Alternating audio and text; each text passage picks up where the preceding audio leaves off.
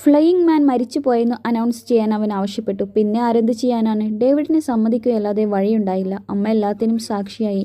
ദൂരെ ഒരിടത്ത് പുതിയ രൂപത്തിൽ ഒരു ഹോട്ടൽ റിസപ്ഷനിൽ വർക്ക് ചെയ്യാണ് ഓസ്കാർ ഇപ്പോൾ. ഒരു വീൽചെയറിലാണ് സഞ്ചാരം. അഗത്തി കൊടുത്ത ബാഗ് മാത്രം ഇന്നും മാറ്റമില്ലാതുണ്ട്. ഒരു ദിവസം അവൻ്റെ ഹോട്ടലിലെത്തിയ ഒരു കാൾ ഗേൾ അഗത്തിയായിരുന്നു. ആ ബാഗ് കണ്ടപ്പോൾ അവൾക്ക് അവനെ പെട്ടെന്ന് മനസ്സിലായി. പണ്ടുണ്ടായിരുന്ന ഇഷ്ടം വീണ്ടും പതിയെ വളർന്നു. ഇതെല്ലാം വിട്ട് അവൻ്റെ കൂടെ ഒരു ജീവിതം അവൾ ആഗ്രഹിച്ചിരുന്നു. പക്ഷേ സാമ്പത്തികം എല്ലാത്തിനും തടസ്സമാണ്. അവനോട് ഇഷ്ടമുണ്ടെങ്കിലും ഒരു നല്ല ജീവിതം സ്വപ്നം കാണുന്ന അഗത്തിയെ വിട്ട് ഓസ്കാർ തൻ്റെ നാട്ടിലേക്ക് തിരിച്ചു പോന്നു. എത്ര കഷ്ടപ്പെട്ടാലും മറ്റുള്ളവർക്ക് മുമ്പിൽ ഇനിയും കാഴ്ചവസ്തുവാകാൻ അവൻ ആഗ്രഹിച്ചതേയില്ല. അവനെ മനസ്സിലാക്കി അഗത്തിയും അവൻ്റെ അടുത്തേക്കെത്തി. പതിയെ ഒരു കുഞ്ഞു ജീവിതം കെട്ടിപ്പടുത്തവർ. തൻ്റെ കഴിവ് അവൻ ഇന്നും യൂസാക്കുന്നുണ്ട്.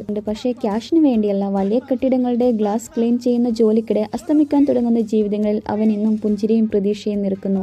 മാൻ വിത്തൗട്ട് ഗ്രാവിറ്റി ഇവിടെ അവസാനിക്കുന്നു. സബ്സ്ക്രൈബ് ചെയ്യണേ ഫ്രണ്ട്സ്.